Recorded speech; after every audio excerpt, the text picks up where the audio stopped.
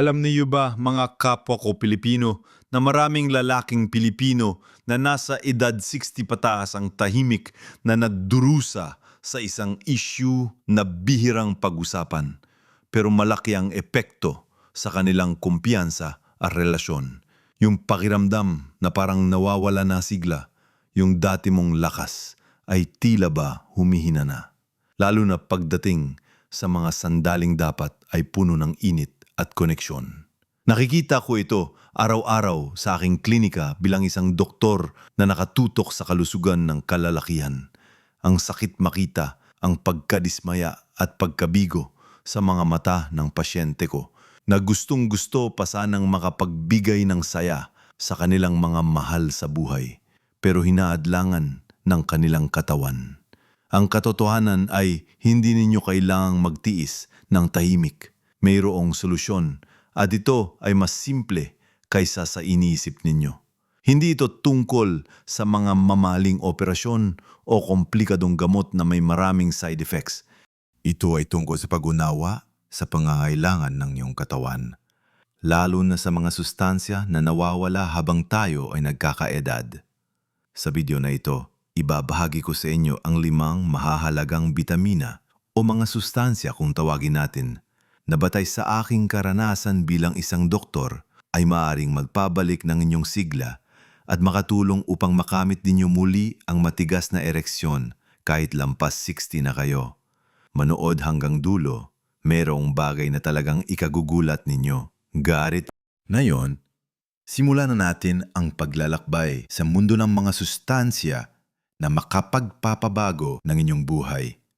Ang una sa listahan, at ito ay isa sa mga pinakamahalaga, ay ang vitamin D. Marahil ay iniisip ninyo, vitamina D, iniba't para lang yan sa buto? Tama kayo. Importante ito sa buto, pero ang vitamin D ay higit pa riyan.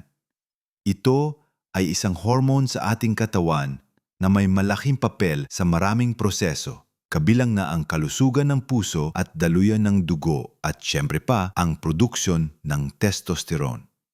Alam natin lahat na ang testosterone ay ang pangunahing male hormone na may malaking kinalaman sa ating libido, sa ating energy level at syempre sa kalidad ng ating mga ereksyon. Kung mababa ang inyong vitamin D levels, karaniwan nang bababa din ang inyong testosterone.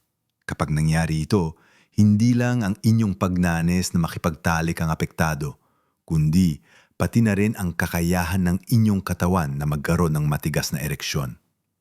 Ang vitamin D ay nakakatulong din sa endothelial function. Ito yung kakayahan ng mga ugat sa inyong ari na lumuwag at magpuno ng dugo. Isipin nyo, parang gripo ito na may bara. Kung malinis ang daluyan, malakas ang agos ng tubig. Ganyan din ang nangyari sa inyong ari. Kailangan ng malakas na agos ng dugo para maging matigas at matagal ang ereksyon. Kaya, paano natin makukuha ang sapat na vitamin D? Ang pinakamabisa at pinakamurang paraan ay ang sikat ng araw. Mga 10 hanggang 30 minuto ng sikat ng araw, lalo na sa umaga, ay sapat na para makagawa ang inyong balat ng vitamin D. Hindi nyo kailangan magbabad, sapat na yung light exposure. Kung hindi kayo masyadong nalalabas, maaari ring kumain ng mga pagkaing mayaman sa vitamin D tulad ng matatabang isda, sardinas, bangus, salmon o kahit yung delatang tuna at mga pagkaing pinagyaman ng vitamin D tulad ng gatas at ilang cereal. Marami ring supplements na available pero mas mainam na kumonsulta muna sa doktor bago uminom ng kahit anong suplemento. Ang mahalaga, huwag nating balewalain ang vitamin D dahil ito ang pundasyon ng isang malakas at masiglang pagkalalaki. Pag-usapan naman natin ang isang sustansya na madalas nakakalimutan pero napakahalaga rin. Ito ay ang L-arginine. Hindi ito bitamina sa conventional na kahulugan, ngunit ito ay isang amino acid na napakahalaga sa ating katawan, lalo na pagdating sa male performance. Bakit mahalaga ang L-arginine? Dahil ito ang pangunahing pinagmumulan ng nitric oxide sa ating katawan. Ano naman ang nitric oxide? Ito ang susi para makamit ninyo ang matigas na ereksyon. Ang nitric oxide ay isang powerful vasodilator. Ibig sabihin, ito ang nagpapaluwag at nagpaparelax ng mga daluyan ng dugo, lalo na sa inyong ari. Isipin nyo, kapag ang mga ugat sa inyong ari ay relaxed, mas madaling duduguan ang mga cavernous body, yung spongy tissues na bumubuo sa inyong ari. At kapag ito ay punong-puno ng dugo, syempre, magiging matigas ito, parang bato, nagkarimina. Sa aking praktika, nakita ko na ang kakulangan ng nitric oxide ang isa sa mga pangunahing dahilan kung bakit hirap ang maraming lalaki na magkaroon ng matigas na ereksyon. Ang L-arginine ang sagot sa problemang ito. Saan natin makukuha ang L-arginine? Maraming pagkain ang mayaman dito. Kung mahilig kayo sa mani tulad ng mani o kasoy at buto-buto tulad ng kalabasa seeds o sunflower seeds, magandang source ito. Ang mga beans at lentils ay mayaman din at syempre ang lean meats tulad ng manok at isda. Ang pagkain ng sapat na L-arginine ay parang binibigyan mo ng pampaluwag ang iyong daluyan ng dugo. Tinitiyak na walang magiging hadlang sa pagdaloy ng dugo papunta sa inyong ari. Kung may problema kayo sa pagkuha ng sapat na L-arginine sa pagkain, may mga suplemento din ito. Pero muli, mahalagang kumonsulta sa doktor para sa tamang dosage at para matiyak na ligtas ito para sa inyo. Tandaan, ang L-arginine ay hindi lang para sa mga ereksyon. Maganda rin ito para sa pangkalahatang kalusugan ng puso. Kaya hindi lang kayo magiging masigla sa kama, kundi mas magiging malusog din ang inyong buong katawan. Ngayon na napag-usapan na natin ang vitamin D at L-arginine, dumako na tayo sa susunod na mahalagang sustansya na makakatulong sa inyo. Ngayon, ituloy natin ang ating pag-uusap tungkol sa mga sustansyang makapagpapabalik ng inyong sigla. Ang ikatlo sa ating listahan ay ang omega-3 fatty acids. Madalas natin itong marinig sa konteksto ng kalusugan ng puso at utak. Pero alam niyo bang napakahalaga rin ito sa pagkuha at pagpapanatili ng matigas na ereksyon? Ang susi rito ay ang papel ng omega-3 sa pagpapabuti ng pangkalahatang sirkulasyon ng dugo at sa pagbabawas ng pamamaga sa katawan. Kung ang ating mga ugat ay matigas at barado dahil sa pamamaga at pagtatambak ng plaque, paano dadari ng maayos ang dugo papunta sa inyong ari? Imposible, hindi ba? Ang omega-3 ay gumaganap bilang isang natural na anti-inflammatory. Pinoprotektahan nito ang loob ng ating mga daluyan ng dugo. Ginagawa itong mas malinis at mas flexible. Kapag malinis at nababanatan inyong mga ugat, mas madali para sa dugo na dumaloy at ito ay critical para sa isang malakas na ereksyon. Isipin ninyo ang inyong mga ugat bilang mga tubo.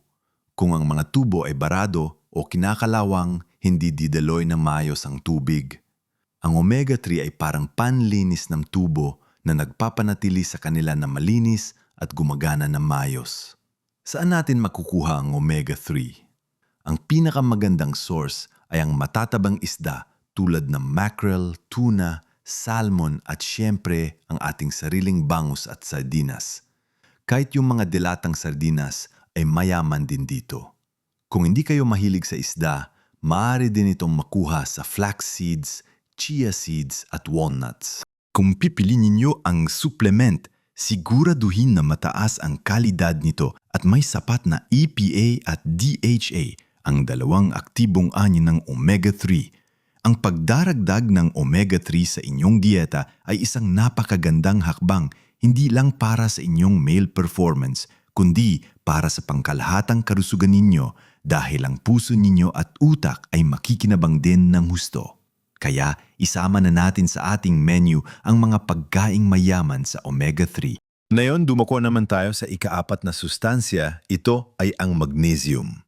Hindi ito madalas na nababanggit pagdating sa erectile dysfunction, pero ito ay isang powerhouse mineral na may mahalagang papel sa libu-libong biochemical reaction sa ating katawan, kabilang na ang kalusugan ng ating mga ugat at kalamnan. Sa konteksto ng ereksyon, ang magnesium ay mahalaga dahil nakakatulong ito sa produksyon ng nitric oxide na napag-usapan na natin kanina. Hindi lang yon, ang magnesium din ay nakakatulong sa pagpaparelax ng smooth muscles. Ang mga tissues sa inyong ari na pumupuno ng dugo para maging matigas ang ereksyon ay binubuo ng smooth muscles. Kung ang mga kalamnan na ito ay hindi makapag-relax ng maayos, hindi rin makakapuno ng lubusan ang dugo na magreresulta sa mahinang ereksyon. Bukod pa rito, ang magnesium ay may papel din sa pagkontrol ng blood pressure at sa pagpapabuti ng insulin sensitivity na parehong direktang nakakaapekto sa kalusugan ng inyong mga daluyan ng dugo. Maraming Pilipino ang kulang sa magnesium dahil sa modernong dieta na processed foods at sa pagkaubos ng nutrients sa lupa kung saan inaani ang ating mga pagkain. Kaya, paano natin mapapataas ang ating magnesium intake? Magandang sources ng magnesium ay ang mga dark leafy greens tulad ng kangkong at malunggay, mga mani tulad ng almonds at cashews, buto-buto tulad ng kalabasa seeds, at syempre ang dark chocolate. Oo, tama ang narinig nyo, dark chocolate. Pero yung may mataas na cocoa content, mga 70% pataas at sa moderasyon lang syempre. Kung nag-iisip kayo ng suplemento, subukan ang magnesium citrate o magnesium glycinate na madaling maabsorb ng katawan. Ang sapat na magnesium ay hindi lang makakatulong sa inyong ereksyon, kundi makakapagpabuti din ng inyong tulog, makakabawas ng stress, at makakatulong sa inyong pangkalahatang energy. Malaki ang magagawa ng simpleng pagtutok sa magnesium para sa inyong kalusugan. At ngayon dumako na tayo sa ikalima at huling sustansya na may malaking kinalaman sa inyong pagkalalaki, ang zinc. Kung vitamin D ay ang maestro ng orchestra, at ang L-arginine ang conductor, ang zinc naman ang isa sa mga pangunahing instrumento na kailangan para magkaroon ng magandang tunog. Bakit? Dahil ang zinc ay critical para sa produksyon ng testosterone. Sa ating edad na 60 pataas, natural na bumababa ang ating testosterone levels. Pero hindi ibig sabihin ay wala na tayong magagawa. Ang zinc ay isa sa mga key minerals na kailangan para sa enzyme na responsable sa paggawa ng testosterone sa ating katawan. Kapag kulang tayo sa zinc, apektado ang produksyon ng testosterone na magreresulta sa pagbaba ng libido at kahirapan sa pagkuha ng matigas na ereksyon. Bukod sa testosterone, mahalaga rin ang zinc sa immune system at sa pangkalahatang kalusugan ng reproductive system ng lalaki. Nakakatulong din ito sa pagpapagalin ng mga sugat at sa panlasa at pangamoy. Saan natin makukuha ang zinc? Ang pinakamayamang source ng zinc ay ang talaba. Alam ko hindi ito paborito ng lahat pero napakayaman nito. Kung hindi kayo mahilig sa talaba, mayroon ding zinc sa lean beef, chicken at beans tulad ng munggo. Ang pumpkin seeds o buto ng kalabasa ay isang magandang vegetarian source ng zinc. Kung may kakulangan kayo sa zinc, makikita niyo ang pagbabago sa inyong libido at sa inyong kakayahan na magkaroon ng matigas na ereksyon. Kaya huwag balewalain ang zinc, isama ito sa inyong dieta. Ang pagsiguro na sapat ang inyong zinc intake ay isang simpleng paraan upang suportahan ang inyong male health at ang inyong testosterone levels ng natural. Sa pagsasani puwersa ng vitamin D, L-arginine, omega-3, magnesium at zinc, binibigyan ninyo ang inyong katawan ng kumpletong toolkit upang labanan ang mga epekto ng pagtanda at muling danasin ang sigla sa kama.